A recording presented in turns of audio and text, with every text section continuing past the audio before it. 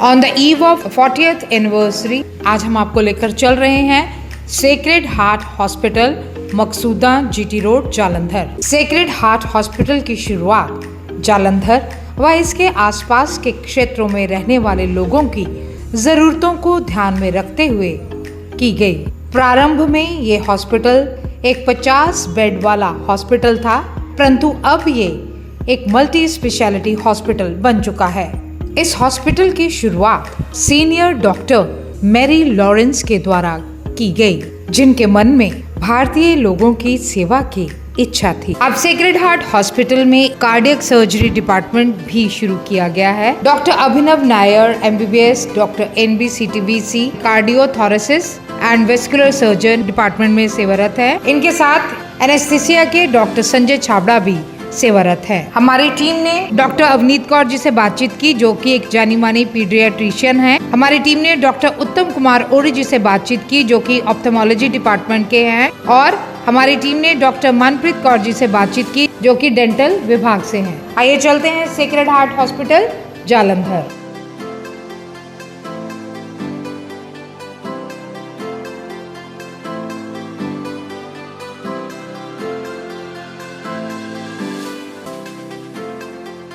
Sister Bency, जब से आपने यहाँ पर अपनी सेवा संभाली है और जैसे हम देख रहे हैं कि हॉस्पिटल बहुत ही आगे बढ़ रहा है और अभी ओपन हार्ट सर्जरी के लिए भी नए डॉक्टर जी आए हैं, क्या कहना चाहेंगे आप? नहीं, हमने अभी ये डिपार्टमेंट हमारा लास्ट 3 to 4 years से कर रहे थे। दैट वाज द टाइम जब डॉक्टर विजिटिंग डॉक्टर था, जब ज़रूरत थे तब थे। अभी हमने हमारा हॉस्पिटल में डॉक्टर को अपॉइंट करके cardiac surgery department daily base पर शुरू किया हुआ है।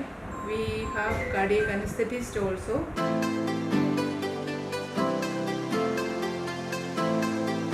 दर्शकों, पंजाब प्लस चैनल पे आपका स्वागत है। आज हम आए हैं सेक्रेड हार्ट हॉस्पिटल, एक ऐसा हॉस्पिटल जिसने अपने 40 years पूरे कर लिए हैं सेवा में।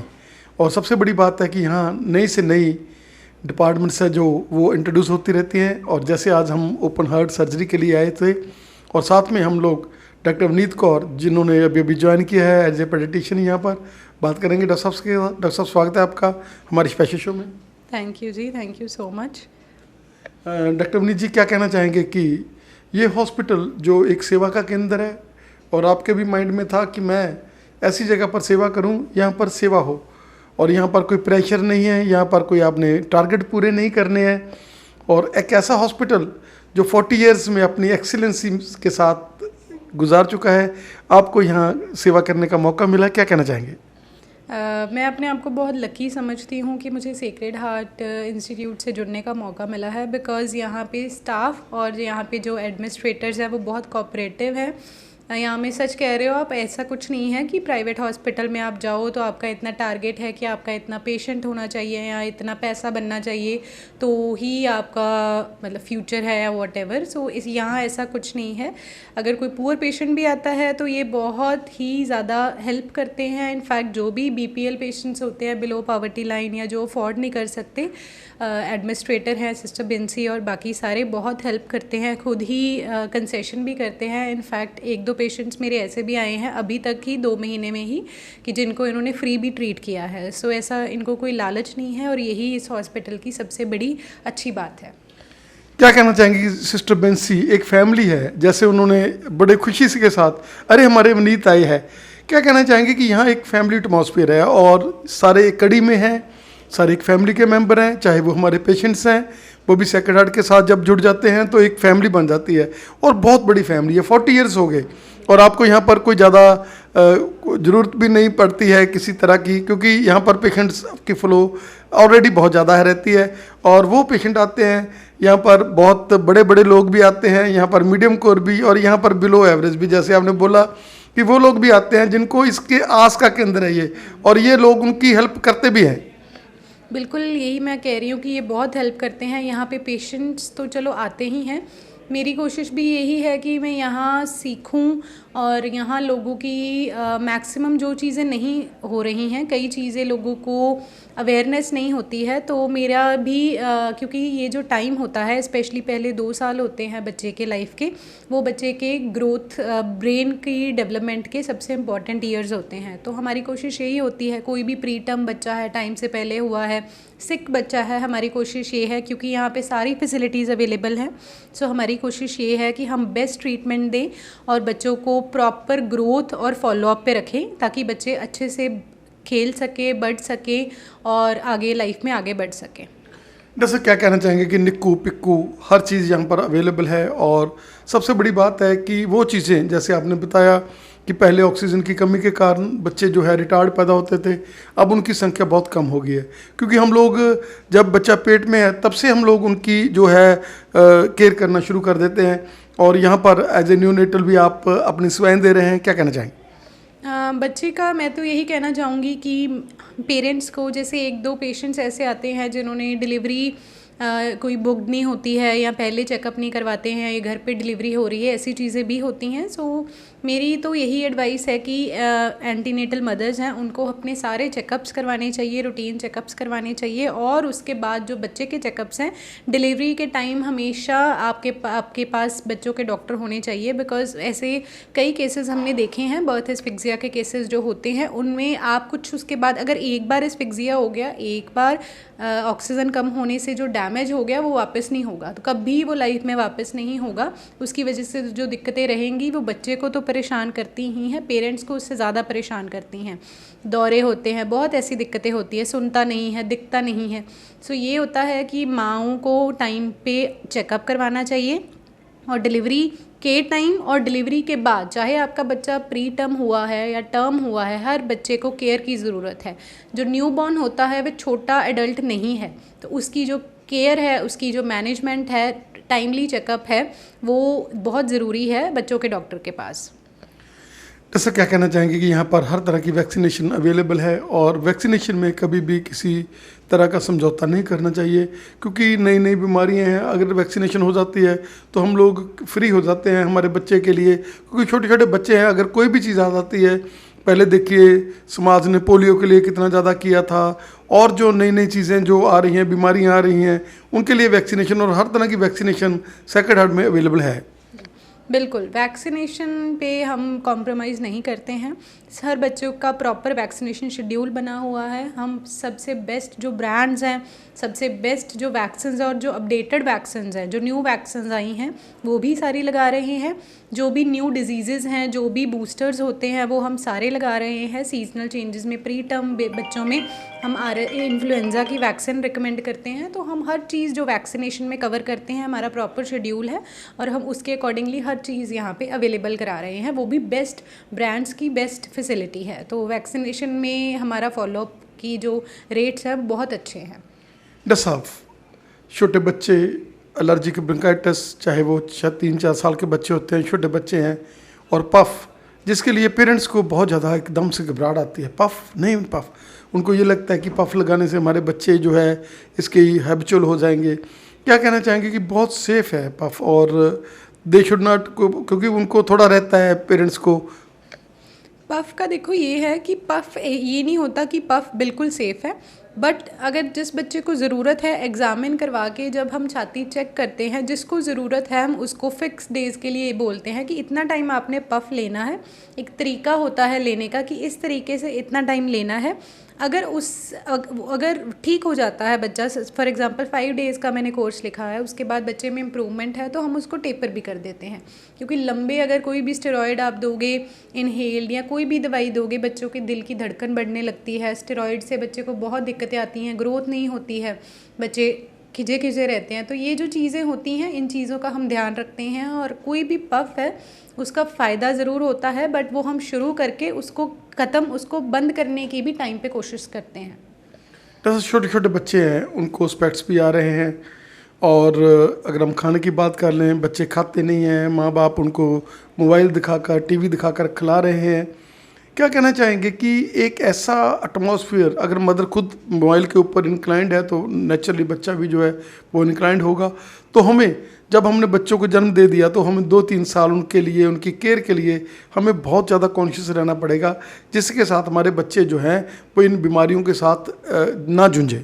बिल्कुल, स्क्रीन टाइम जो है, स्क्रीन टाइम जिसकी आप बात कर रहे हो, ये स्पेशली 2 साल से पहले ज़ीरो स्क्रीन टाइम होना चाहिए। तो बिल्कुल ही बच्चा स्क्रीन को एक्सपोज नहीं होना चाहिए। इनफैक्ट स्क्रीन छोटे बच्चे तो पेरेंट्स से ही सीखते हैं। तो अगर हम खुद ही स्क्रीन पे बहुत ज़्यादा इन्वॉल्व रहेंगे तो बच्चों को यही लगेगा कि शायद कोई काम की चीज़ है या कोई चीज़ है जिससे मेरे पेरेंट्स सारा दिन यूज़ करते हैं तो मेरे को भी देखना है। 2 साल के बाद 6 साल तक बच्चे को सिर्फ दिन में आधा घंटा या 1 घंटा मैक्सिमम सुपरवाइज स्क्रीन टाइम होना चाहिए, जिसमें आपको पता हो कि बच्चा क्या देख रहा है। ये जो स्क्रीन टाइम के लिमिट्स हैं ये बहुत ज़रूरी हैं। अगर बहुत ज़्यादा जो बच्चे स्क्रीन टाइम जिनका होता है या आपने छोटे बच्चे को स्क्रीन पे लगा दिया है तो उन्हीं बच्चों में स्पेशली ऑटिज़म और ADHD जैसी गंभीर बीमारियां देखी जाती हैं, जिनमें फिर पेरेंट्स और बच्चे दोनों बहुत सफ़र करते हैं। तो स्क्रीन टाइम 2 साल से पहले ज़ीरो और 2 साल से 6 साल तक आधा घंटा, वो भी सुपरवाइज्ड। उसके बाद 10 साल तक 1 घंटा, वो भी सुपरवाइज्ड ही होना चाहिए। माना स्क्रीन टाइम के फ़ायदे भी हैं, इन्फॉर्मेटिव चीज़ें पता लगती हैं, बच्चों को चाहिए होता है, बट वो पेरेंट्स को फिक्स टाइमिंग्स और सुपरविजन के अंडर ही बच्चों को देना चाहिए। जैसा you are an institution, you have long datas, हमें समय देने के लिए बहुत बहुत धन्यवाद। Thank you ji, thank you. आपका भी धन्यवाद, आपने मुझे चांस दिया इंटरव्यू का। Thank you. अभी हम बात कर रहे हैं डॉक्टर उत्तम औरी जी के साथ, जो यहाँ पर आइज़ के डॉक्टर्स हैं। डॉक्टर साहब, स्वागत है आपका। नमस्कार जी। जैसे क्या कहना चाहेंगे कि सेक्रेड हार्ट हॉस्पिटल, जिसके 40 इयर्स कंप्लीट हो चुके हैं, एक सेवा में इस हॉस्पिटल ने सेवा की है और आंखों के लिए यहाँ पर हर तरह का इलाज अवेलेबल है। बिल्कुल जी, यहाँ पर सारे मोतियाबिंद का ऑपरेशन, काले मोतिये का ऑपरेशन और हम जो नखूना कहते हैं, जिसको ट्रीजियम कहते हैं हमारी कॉमन लैंग्वेज में, उसका सारा इलाज हो रहा है। और ख़ासकर OPD में जो नॉर्मल पेशेंट आते हैं उनका आँखों की जांच करना, नंबर चेक करना, और अगर उनको कोई ऐसा चीज़ है जिसके लिए ऑपरेशन की ज़रूरत है तो वो यहाँ पर अवेलेबल है। और अब हम इंट्रोड्यूस कर रहे हैं, जैसे ICL लेंसेज होते हैं जो नंबर उतारने वाला ऑपरेशन होता है लेकिन लेंस डालकर, वो भी हम अब इंट्रोड्यूस कर रहे हैं। ऐसा क्या कहना चाहेंगे कि शुगर के कारण जो आंखों के पर्दों के ऊपर असर आता है, उसके लिए ये हॉस्पिटल स्पेशलाइज्ड माना जाता है और उसके लिए आप डॉक्टर्स हर तरह की फैसिलिटी, क्योंकि जो आंखों की निगाह गई वो तो गई, लेकिन उसके आगे आप लोग बचा लेते हो, अगर समय रहते वो लोग आपके पास आ जाते हैं। जो शुगर करके है वो सारे शरीर को ही असर करती है शुगर, लेकिन आँखों में भी जो असर है वो दिख जाता है हमें। हम डायरेक्ट देख के बता सकते हैं कि शुगर का असर शुरू हो गया है। अमूमन ये 10 साल लग जाते हैं वैसे, अगर शुगर कंट्रोल ना हो तो जल्दी भी हो जाता है, और अगर अच्छे से कंट्रोल हो तो 10 साल बाद का भी ठीक रहती हैं आँखें। लेकिन जो शुगर का असर शुरू हो गया उसमें आँखों में रोकथाम ज़्यादा ज़रूरी है ताकि वो बात बिगड़े नहीं। उसके लिए हमें लेज़र करना पड़ता है, या अगर खून आ जाए आँखों में तो हमें उसके लिए इंजेक्शन देना पड़ता है। वो इंजेक्शन भी यहाँ अवेलेबल है, हम रूटीन में लगाते हैं, और वो ज़रूरी नहीं है एक ही इंजेक्शन से ठीक हो जाए, कई बार दोबारा भी लगाना पड़ सकता है। तो मरीज़ को हम पहले ही बता देते हैं कि एक इंजेक्शन से असर तो हो जाएगा, लेकिन अगर दोबारा हो तो फिर दोबारा इंजेक्शन लगाना पड़ेगा। जैसे क्या कहना चाहेंगे कि आज छोटे छोटे बच्चे, स्क्रीन टाइम बहुत ज़्यादा है, बड़ों के भी, और छोटे छोटे बच्चे जो जन्म लेते हैं तब से ही आंखों का उपचार ज़रूरी है, आंखों की चेकअप ज़रूरी है। आप लाइटली ना लें, ज़रूर जाएं आप अपने बच्चों को जन्म से ही एक बार ज़रूर डॉक्टर के पास जाकर उनकी राय लें और उनको चेक कराएं। छोटे छोटे बच्चे स्क्रीन देखते रहते हैं, माएँ ये कह देती हैं कि मैंने गाना लगा दिया, हमने ये कर दिया, और वो इंक्लाइंट रहते हैं। 2-2, 2.5 साल के बच्चे, 3-3 साल के बच्चे जो हैं वो मोबाइल को बहुत ज़्यादा टाइम देते हैं और उसके साथ आंखों में बहुत ज़्यादा प्रॉब्लम बढ़ रही है। हाँ, अब जो मायोपिया है, जिसे हम आँख का साइज़ बड़ा होने की वजह से माइनस का नंबर आ जाता है, वो इन बच्चों में ही ज़्यादा आता है जो ज़्यादा स्क्रीन टाइम होता है या जिनका कंप्यूटर मोबाइल यूजेज ज़्यादा है। तो उनके लिए हम यही एडवाइस करते हैं कि जितना कम यूज़ करें इन गैजेट्स को, और बाहर जाके ओपन एयर में सनलाइट में खेलें, वो बहुत बढ़िया रहेगा। और अगर हो भी जाता है तो उसके लिए इलाज है कि चश्मा पहन के रखना है हर वक्त, और एक स्पेशल तरह के गॉगल्स आ गए हैं और एक ड्रॉप भी आ गया है जो आँख का जो साइज़ बढ़ रहा है उसको रोक देता है, इतना ना बढ़े। फिर भी जो रोकथाम है वो यही है कि जितना अवॉइड करें गैजेट्स को और जितना नेचुरल जिएं, जिसमें आपका बाहर खेलना, बाहर उठना बैठना, वो सब बहुत ज़रूरी, जो पहले होता था बच्चों में और अब जैसे इंडोर हो गए हैं, ज़्यादा मोबाइल कंप्यूटर के साथ बैठते हैं, वो कम होना चाहिए। सर क्या कहना चाहेंगे कि आप भी लंबे समय से यहाँ सेवा दे रहे हैं और एक सेवा का हॉस्पिटल जिसमें हम सभी डॉक्टर्स एक फैमिली है, और सिस्टर बिंसी जिसकी रहनुमाई में हम लोग सेवा कर रहे हैं, वो हमेशा ये कहती है कि हमने सेवा करनी है यहाँ पर, और कोई भी गरीब पेशेंट आता है, ज़्यादा पूर आता है, तो उसके लिए भी यहाँ पर इलाज संभव है, और उसके लिए भी वो अपने एडमिनिस्ट्रेशन से मिलकर अपना इलाज करा सकता है। बिल्कुल बिल्कुल, ये तो है ही। उनके लिए जो थोड़ा सिस्टम में ऐसा फंसे हैं कि अफोर्ड नहीं कर पा रहे, तो उनके लिए यहाँ पर बहुत अफोर्डेबल केयर है, और हम कोशिश कर रहे हैं, हमारे यहाँ पर जो लेंसेज भी डाल रहे हैं, कोशिश कर रहे हैं कि जो बाहर मार्केट में रेट हैं उससे हम कम में ही डालें। तो इसलिए फिर ये ज़रूरी है कि पेशेंट को भी पता हो कि यहाँ पर इलाज होगा जो उनके भले के लिए होगा, और जितना उनके हो सकेगा उनके कम रेट में हो जाएगा। दर्शकों, पंजाब प्लस चैनल पे आपका स्वागत है। आज जैसे हम on the eve of 40th years आए हैं सेक्रेड हार्ट हॉस्पिटल में कवर करने के लिए, जैसे हमने पेडियाट्रिशियन का कवर किया, आंखों वाले डॉक्टर्स को लिया, और अभी हम दांतों वाले डॉक्टर्स को ले रहे हैं अपने साथ, डॉक्टर मनप्रीत जी, जो लंबे समय से अपनी सेवाएं दे रहे हैं, और मॉडर्न जो भी मॉडर्न टेक्निक्स आ रही हैं वो ये यहाँ पर अप्लाई कर रहे हैं। मनप्रीत जी, स्वागत है आपका हमारे स्पेशल शो में। Thank you so much. Doctor Manpreet ji, क्या कहना चाहेंगे कि एक चैरिटेबल हॉस्पिटल जिसमें काम करने में, जिसमें पेशेंट का फ्लो बहुत ज़्यादा है, जैसे अभी 2:30 बजने वाले हैं, 3 बजने वाले हैं, लेकिन आपके फेस इंप्रेशन अभी भी उतना ही लाइट है, क्या कहना चाहेंगे कि हम लोग यहाँ थकते नहीं हैं, क्योंकि यहाँ पर एक आशीष, यहाँ पर ब्लेसिंग्स हमें मिलती रहती हैं, और वो ब्लेसिंग्स के साथ क्योंकि चैरिटेबल है हमारा हौसला बढ़ा रहता है और हम लोग आगे बढ़ते रहते हैं। बिल्कुल, पेशेंट्स यहाँ पे बहुत दूर से भी आते हैं और बहुत टाइम से जुड़े हुए हैं, और हमें भी मज़ा आता है उनके ऊपर, उनको ट्रीट करके, जैसे भी वो जो भी प्रॉब्लम अपनी लेके आते हैं। और सुबह से हम 9 बजे से शुरू हो जाते हैं, और हर तरह की सर्विसेज हम यहाँ पे प्रोवाइड करते हैं, चाहे वो हमने दांत नए लगाने हो, कोई रिमूवेबल लगाना हो या फिक्स लगाना हो, या फिर किसी भी तरीके की कोई फिलिंग करनी हो, तो हर तरह का हम यहाँ पे प्रोसीजर अच्छे से अच्छा देने की कोशिश करते हैं। डॉक्टर साहब, क्या कहना चाहेंगे कि ये हॉस्पिटल हमारे उन लोगों के लिए जो बिलो एवरेज हैं, जो एवरेज हैं, और जो बहुत हाई है, सभी के लिए एक वरदान है। हमारे पास हर तरह की फैसिलिटी है। बिल्कुल, जो हर लेवल का, जो भी किसी का भी फाइनेंशियल लेवल है या इकोनॉमिकल स्टेटस है, हर तरह का आदमी यहाँ पे आता है टू गेट द प्रोसीजर। और हर किसी की अपनी अपनी रिक्वायरमेंट्स होती हैं। जो थोड़े यंग पेशेंट आते हैं उनको होता है कि हमारी स्माइल डिज़ाइनिंग होनी चाहिए, दांत सुंदर लगने चाहिए, वाइट होने चाहिए जितना नॉर्मल से है। अगर कोई एजड पेशेंट आता है तो उनको दांतों की प्रॉब्लम रहती है कि हमारे दांत नहीं है या फिर निकालने वाले हैं, तो उस केस में हम इम्प्लांट्स भी लगा देते हैं, या फिर जो निकालने लगाने वाले दांत होते हैं। तो हर तरह का यहाँ पे जो है पेशेंट आता है, तो इसके कारण एक्सपोजर भी काफ़ी हो जाता है। तो एक तरह से अच्छा है हॉस्पिटल यहाँ पे ना। डॉक्टर साहब, क्या कहना चाहेंगे कि लेटेस्ट इक्विपमेंट्स हमारे पास अवेलेबल हैं इस हॉस्पिटल में, और स्टरलाइजेशन जिसका हमने, क्योंकि ये एक NABH एग्रीगेट जो हॉस्पिटल है जिसमें स्टरलाइजेशन के ऊपर बहुत बड़ा ध्यान दिया जाता है। बिल्कुल, हमारी रोज़ इंस्ट्रूमेंट्स जो भी हम यूज़ करते हैं, पहले वो मैनुअली क्लीन होते हैं, फिर हमारे पास अल्ट्रासोनिकली क्लीन करके फिर वो ऑटोक्लेविंग के लिए जाते हैं, क्योंकि जो स्टरलाइजेशन के बिना आप मतलब समझ लो कि ट्रीटमेंट हो ही नहीं सकता है। तो इस चीज़ को हम बहुत सीरियसली लेते हैं।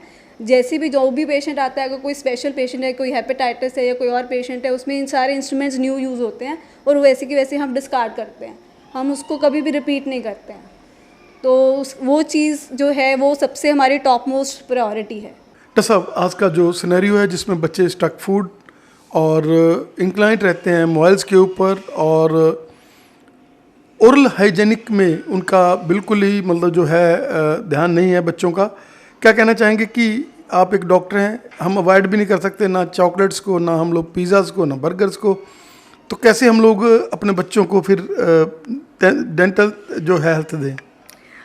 बच्चों को बस ये ज़रूर हैबिट डालनी चाहिए कि उनका जैसे ही दांत बच्चे का पहले मुंह में आता है तो उसकी वहाँ पे डेंटल विज़िट जो है वो ज़रूर होनी चाहिए। उसके अलावा हर 3 महीने बाद एक ओरल एग्जामिनेशन के लिए वो ज़रूर जाएं अपने डेंटिस्ट के पास, क्योंकि हमें पता नहीं होता कि मुंह में क्या क्या प्रॉब्लम्स जो हैं वो पनप रही हैं या फिर जो भी प्रॉब्लम्स उनको आ रही हैं वो खुद हम नहीं एग्जामिन कर सकते घर पे। सो इट्स बेटर कि हर एक टाइम पीरियड के बाद ना इवैल्यूएशन जो है वो होती रहनी चाहिए। ओरल हाइजीन भी जो है वो तभी मेंटेन हो पाएगा, क्योंकि घर पे तो हम कुछ खास करते नहीं हैं, तो अपने डेंटिस्ट से मिलना बहुत ज़रूरी रहता है। बाकी इसके अलावा जो नॉर्मल बच्चों की बात करें तो उनको ये हैबिट डालनी चाहिए कि वो 2 टाइम ब्रश करें।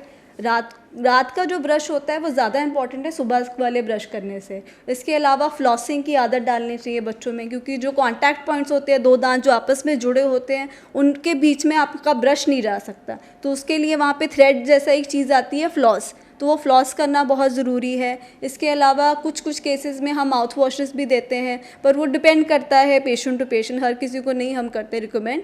इसके अलावा डेंटिस्ट के पास तो जो रेगुलर विजिट्स है वो तो होनी ही चाहिए, क्योंकि जो कीड़ा वगैरह लगा है या फिर मुंह में जो स्मेल आ रही है इस सब के लिए सफाई जो है प्रोफेशनल क्लीनिंग की बहुत ज़रूरत होती है। दर्शकों, पंजाब प्लस चैनल पे आपका स्वागत है। आज हम आए हैं सेक्रेड हार्ट हॉस्पिटल, जो कि अपने 40 ईयर्स जो है कंप्लीट कर चुका है। और आज जैसे हम डॉक्टर अभिनव जी के साथ और डॉक्टर संजय जी के साथ, जो कार्डियक थोरैसिक वस्कुलर सर्जन है और साथ में सर एनेस्थीसिया में, कार्डियो एनेस्थीसिया में उनकी जो है साथ में एक कंधे से कंधा मिलाकर सेवाएं करते हैं, क्योंकि एनेस्थीसिया का बहुत बड़ा रोल है। जब भी कोई हार्ट का पेशेंट है तो हमें मालूम है कि बहुत लंबा सर्जरी चलती है। आज भी जैसे सर सर्जरी करके आए हैं। अभिनव जी, आपका और सर आपका बहुत स्वागत है हमारे स्पेशल शो में। नमस्कार जी, मेरा नाम डॉक्टर अभिनव है और मैं सेक्रेड हार्ट हॉस्पिटल में एक कार्डियोथोरैसिक एंड वैस्कुलर सर्जन हूँ। हम यहाँ पर हर तरह की हार्ट की surgeries, open heart surgeries, off pump bypass, valve change, Bentalls और वैस्कुलर सर्जरीज़ परफॉर्म करते हैं। हमारी एक काफ़ी अच्छी और बड़ी डेडिकेटेड टीम है, जिसको मैं और डॉक्टर संजय और दोनों कार्डियोलॉजिस्ट डॉक्टर अमनदीप और डॉक्टर कमल हेड कर रहे हैं। तो अच्छा है यहाँ पर। सर, क्या कहना चाहेंगे कि आपका रोल बहुत बड़ा रहता है, क्योंकि आपके ऊपर भी बहुत बड़ी चीज़ें डिपेंड होती है। डॉक्टर साहब ने सर्जरी करनी है, लेकिन आपने वो सर्जरी के लिए प्रिपरेशन है जो आपसे होती है। मेरा नाम डॉक्टर संजय छाबड़ा है। सबसे पहले तो मैं पंजाब प्लस की टीम को धन्यवाद देना चाहूँगा कि उन्होंने आज हमें मौका दिया हमारे एनेस्थीसिया के बारे में बताने का, और आज सेक्रेड हार्ट हॉस्पिटल की 40वीं वर्षगांठ के उपलक्ष्य में मैं हॉस्पिटल की तरफ से सबको मुबारकबाद देना चाहूँगा। और एनेस्थीसिया के बारे में ये है कि एक पर्दे के पीछे की जॉब होती है, लेकिन एक्चुअली सर्जन जो है चीरफाड़ करते हैं, लेकिन पूरा जो वाइटल मैनेजमेंट होता है उसको बचाना, पेशेंट को पूरा बचाना और पोस्ट ऑपरेटिव ऑपरेशन के बाद भी उसको देखना, वेंटिलेटर से उतारना, पूरा उसके वाइटल मैनेजमेंट करना, बीपी, हार्ट रेट, पल्स, सब कुछ, यूरिन आउटपुट वगैरह सब कुछ देखना, ये एनेस्थीसिया वालों का काम होता है। तो कोई भी कॉम्प्लिकेशन हो जाए इमरजेंसी में भी एनेस्थीसिया वालों को देखना होता है। और इसी तरह से पूरी टीम के साथ ही हम काम करते हैं। और कार्डियक सर्जरी में एक टीम वर्क बड़ा ही इम्पोर्टेंट रहता है, जिसमें कार्डियोलॉजिस्ट, कार्डियक सर्जन और कार्डियक एनेस्थीसियोलॉजिस्ट तीनों का बड़ा इम्पोर्टेंट रोल होता है। और इसी के लिए ही कार्डियक सर्जरी बड़ी कॉम्प्लिकेटेड मानी जाती है, लेकिन हमारे यहाँ पे बड़ी सफलतापूर्वक डॉक्टर अभिनव जो हमारे कार्डियक सर्जन हैं और इनके पूरे नेतृत्व में पूरी जो टीम काम करती है, बड़ी सफलतापूर्वक ऑपरेशन किए जा रहे हैं और बड़े अच्छे रिजल्ट दिए जा रहे हैं। Thank you ji.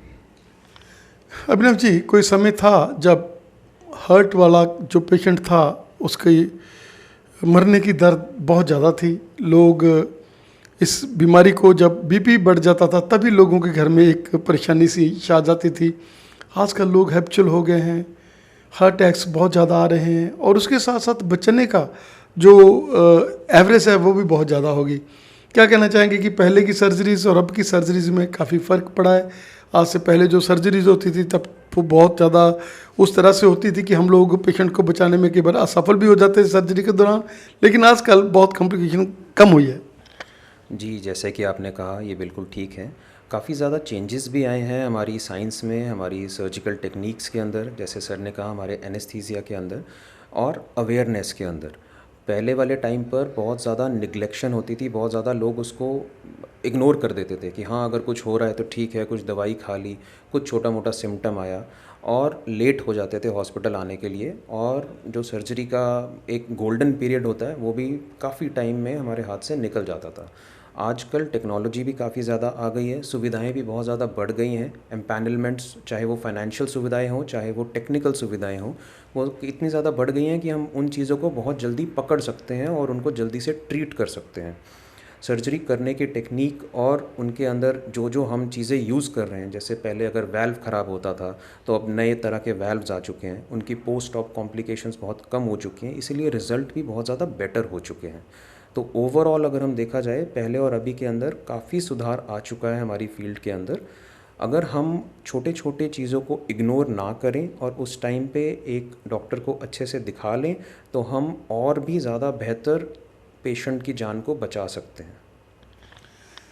सर क्या कहना चाहेंगे कि एक चैरिटेबल इंस्टीट्यूट जिसमें नो प्रॉफिट नो लॉस, जिसमें सेवा ही सेवा, ये लोग समर्पित इंसान हैं जो हमारे लिए भगवान ने इनको भेजा है दूध बनाकर कि इन लोगों ने सेवा करनी है, आप उन लोगों के साथ सेवा कर रहे हैं।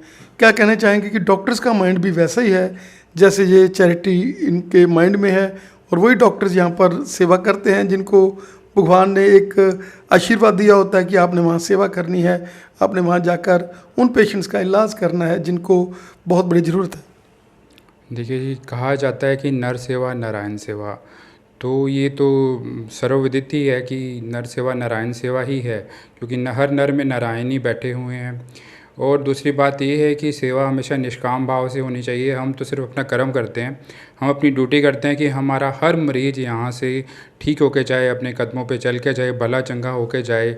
बाकी तो सब ईश्वर के हाथ में है, हमारा काम है हमारा कर्म करना, और जो फल देना है वो उसकी मर्ज़ी, वो अच्छा करे या बुरा करे वो उसकी मर्ज़ी। हम अपने पूरे तन मन से पूरी तरह 100% समर्पित हैं अपनी ड्यूटी को, और ये टीम उसी लिए काम करती रहती है 24 घंटे 24/7। थैंक यू जी। जैसा world class infrastructure, world class facilities, और केवल हार्ट ही नहीं, उसके साथ साथ न्यूरो, उसके साथ साथ आर्थो, उसके साथ साथ हर तरह की मेडिकल फैसिलिटी, किडनी की बात कर ले हम लोग, हर तरह की फैसिलिटी यहाँ पर अवेलेबल है।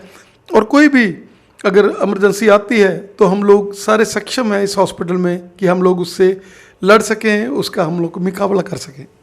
जी, इस हॉस्पिटल में मल्टी सुपर स्पेशलिटी सारी की सारी सुविधाएं बिल्कुल उपलब्ध हैं। अच्छे से अच्छे और ईच एंड एवरी फील्ड, हर एक फील्ड के सुपर स्पेशलिस्ट डॉक्टर्स 24/7 अवेलेबल हैं। इमरजेंसी अवेलेबल है, कोई भी तरह का बॉडी का स्कैन हो या टेस्ट हो वो इन हाउस अवेलेबल है। उसके लिए हमें पेशेंट को बाहर इमरजेंसी में भेजना नहीं पड़ता है। तो हम हर चीज़ के अंदर बॉडी में हेड टू टो किसी भी तरह की सर्जरी के लिए सक्षम है, और अगर किसी भी पेशेंट को नीड है तो वो यहाँ पर प्लीज़ अपना आकर इलाज करवा सकते हैं। अगर हम लोग इम्प्लीमेंट स्कीम्स की बात कर लें तो हम हॉस्पिटल में लोग जाते हैं, खज्जल खुआर होते हैं, लेकिन यहाँ पर अलग सिटी में भी हुई है हर तरह की फैसिलिटी, हर तरह के उनके जो भी है यहाँ पारदर्शी है। आप उनको बताया जाता है कि ये आपको सुविधा लागू है, इसमें आप लोग ये फायदा ले सकते हैं, और यही कारण है कि जो पेशेंट आता है उनको बहुत एक मेंटल रिलीफ मिलता है। जी बिल्कुल, आप ठीक कह रहे हैं। यहाँ पे हर तरह की सुविधा प्राप्त दी जाती है यहाँ पे, और मरीज़ यहाँ पे खुश होकर जाता है, क्योंकि यहाँ का जो स्टाफ है एक मिशन की तरह काम करता है। एक मिशन हॉस्पिटल है और पूरी तरह डेडिकेटेड स्टाफ है अपने मरीजों के प्रति, उनकी सेवा के प्रति, ताकि वो यहाँ से ठीक होके भले चंगे होके जा सकें। और पूरी तरह से मरीज की हर सुविधा का ध्यान रखा जाता है, उनकी हर कंडीशन को जांचा परखा जाता है, उसके बाद अच्छे डॉक्टरों की निगरानी में रखा जाता है, अच्छा स्टाफ है, ट्रेन स्टाफ है। तो इसी तरह मरीज यहाँ से पूरी तरह से सेटिस्फाइड होकर जाता है। आप देखेंगे भी और आप आएंगे तो आप पाएंगे भी हमें कि हम किस तरह से अपने काम को, अपने मिशन को समर्पित हैं। सर वर्ल्ड क्लास हॉस्पिटल है, अगर हम कनाडा की बात कर लें, अमेरिका की बात कर लें, तो वहाँ तो सीधे वो कहते हैं जाओ सेक्रेड हार्ट पे जाओ अपना इलाज करा लो। क्या कहना चाहेंगे कि बहुत बड़ी चेन है वर्ल्ड क्लास, और बहुत पेशेंट अभी भी टाइम ले रहे हैं आने वाले दिनों में कि हम लोगों को सर्जरी कराना है, कब हम लोग आ सकते हैं। क्योंकि ये यहाँ पर कोई ऐड नहीं है, यहाँ पर कभी ये हॉस्पिटल कभी अपनी प्रमोशन नहीं करता। इसकी प्रमोशन है इसके चाहने वाले, इसके पेशेंट्स। ये एक बहुत बड़ी सेक्रेड हार्ट फैमिली है। जो भी पेशेंट इसके साथ जुड़ जाता है वो उस फैमिली का मेंबर बन जाता है, फिर वो अपने आप ही उसमें खुशबुएं डालता रहता है। जिसका कोई बच जाए तो उसकी असीस से भी साथ में चली रहती है। सही कहा जी, बिल्कुल आपने। ये एक ट्रस्ट है, ये एक डेडिकेशन है हॉस्पिटल की स्टाफ की, और ये सिर्फ एक लेवल पर नहीं है, ये मल्टीपल लेवल्स पर है। चाहे वो पेशेंट जब अंदर आए उसको बिलिंग काउंटर से हो, या वो रिसेप्शन से हो, या वो किसी स्टाफ से उसकी इंटरेक्शन हो, डॉक्टर से हो, नर्स से हो, तो वो हर जगह पर एक छोटा छोटा छोटा अपना एक ट्रस्ट बनाता है। इस हॉस्पिटल ने भी पिछले बहुत सारे सालों से इतनी सेम लगन से, सेम डेडिकेशन से वो एक ट्रस्ट लोगों में बनाया है, तभी जाके उनका प्यार मिला है और उनका भरोसा जीता है। इसीलिए अब पेशेंट एक बिलीव करते हैं कि हाँ, हमें सेक्रेड हार्ट के अंदर एक अच्छी ट्रीटमेंट मिलेगी, और वो मिल भी रही है, पिछले सालों से भी मिलती आ रही है और मिलती भी रही है। सर, इतनी आज बहुत ही हार्ड सर्जरीज थी, उसके बावजूद भी आप लोगों की आंखों में ग्लो देखने को मिल रहा है। क्या कहना चाहेंगे कि हमेशा ये ताकत जो है वो हमें मिलती रहती है। हम लोग ऑपरेशन करते रहते हैं, पेशेंट्स को नई ज़िंदगी देते रहते हैं, और हमारा जो भगवान की तरफ से जो है हमें वो ताकत मिलती है। इसीलिए हम देख सकते हैं इतने 3 साढ़े 3 घंटे तो हम लोगों ने वेट किया, आपकी सर्जरी कर रहे थे, और डॉक्टर साहब भी बीच में टेंगल थे, लेकिन फिर भी आपके चेहरों के ऊपर ग्लो है। भगवान करे आपकी ग्लो ऐसे ही बरकरार रहे, और इतने बड़े डॉक्टर्स ने हमें समय दिया, हम अपने चैनल के माध्यम से आपसे बातचीत करने का मौका दिया। आपका और सर आपका बहुत बहुत धन्यवाद। मैं पूरी टीम का आपका बहुत ज़्यादा धन्यवाद करना चाहता हूँ कि आपने हमें ये मौका भी दिया अपने चैनल पे आने का, और लोगों के तरफ ये चीज़ पहुँचाने का कि हम यहाँ पर सेवा कर रहे हैं, और किस किस तरह के ऑपरेशंस हम कर रहे हैं। जैसे कि सर ने भी आपको बताया, ये सब हमारा ड्यूटी है, धर्म है, और हमें बस अपने कर्म करने हैं, बाकी भगवान सब कुछ अच्छा ही करेंगे। Thank you sir. आप तो दे दो आंसर, कैसे ग्लो है इतना बस फ्रेश लग रहे हैं। बस यही कामना रहती है कि सर्वे भवन्तु सुखिन सर्वे सन्तु निरामया, जो भी आए स्वस्थ होकर जाए, सबके लिए यही कामना, और यही हमारे फेस पे ग्लो का राज है।